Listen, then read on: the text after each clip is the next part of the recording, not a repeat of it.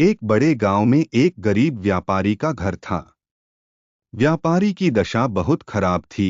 उसके पास न तो व्यापार था और न ही रोजगार।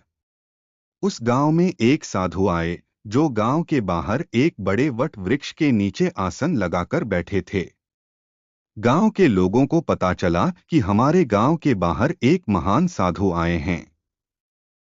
गांव वाले उन साधु के दर्शन और प्रवचन सुनने आने लगे। साधु महाराज की वाणी से लोगों में आनंद हुआ। सुबह शाम भीड़ लगने लगी। उस गरीब व्यापारी को भी विचार आया कि वह भी साधु के दर्शन करने जाए।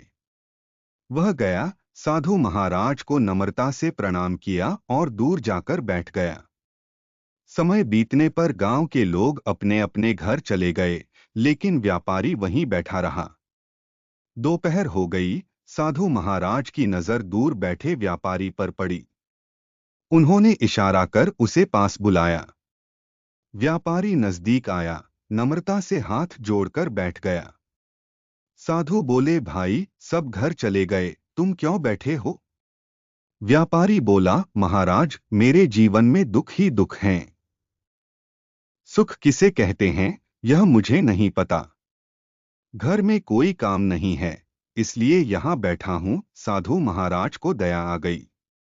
उन्होंने अपने तप के बल से समाधि में जाकर व्यापारी का दुख देखा। समाधि से उतरकर महाराज बोले, बेटा, सच में तुम्हारे जीवन में बहुत दुख हैं। लेकिन बेटा, मैं तुम्हें अपने तप के बल से तुम्हारे जीवन में 5 साल का सुख देना चाहता हूँ। बताओ, तुम्हें अभी सुख चाहिए या बुढ़ापे में? व्यापारी बोला, महाराज, अगर आप दया कर रहे हैं तो 5 साल का सुख अभी ही दें। मैंने बहुत दुख सहा है, अब सुख चाहिए। बाद में दुख सह लूंगा। साधु बोले, जा, आज से जो भी करेगा उसमें सफल होगा।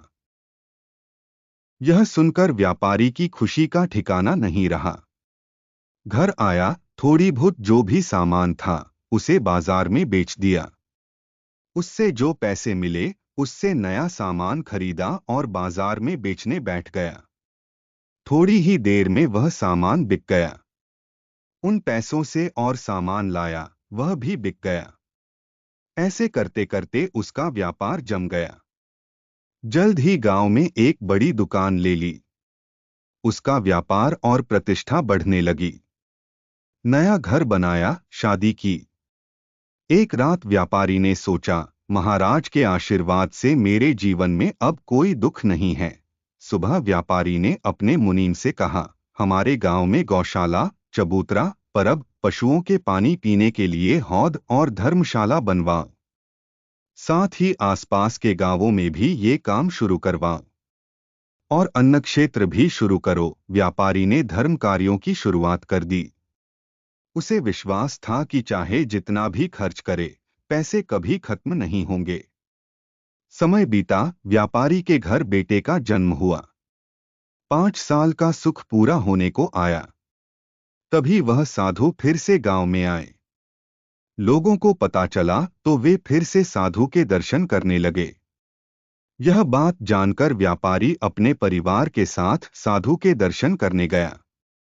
साधु महाराज के चरणों में माथा टेककर पैर छुए। साधु ने व्यापारी को पहचाना और बोले, कैसे हो भाई, मजे में हो? व्यापारी बोला, आपकी कृपा से कोई कमी नहीं है। अब मेरे 5 साल का सुख पूरा होने वाला है। आपकी कृपा से मैंने जीवन का सारा सुख भोग लिया है। अब दुख आने की चिंता नहीं है। साधु बोले, तुम्हारी बात सही है। अब तुम्हारे जीवन में दुख की शुरुआत होगी। इतना कहकर साधु शांति से सोचने लगे कि इस व्यापारी ने 5 साल में क्या किया। यह देखने के लिए उन्होंने समाधि लगाई। व्यापारी बोला, भगवान, अब मैं दुख सहने के लिए तैयार हूँ। साधु बोले, अरे पागल, तुमने इन 5 वर्षों में इतने पुण्य कार्य किए हैं कि तुम्हारे जीवन में तो दुख आएगा ही नहीं, बल्कि तुम्हारी 7 पीढ़ियों में भी दुख नहीं आएगा। तुम्हारे सत्कर्मों ने तुम्हारे जीवन को बदल दिया है। जीवन सार, तेरा जीवन से है, कर्मों से नाता, तू ही अपना भाग्य विधाता। स्टोरी अच्छी लगी है तो लाइक और सब्सक्राइब करें।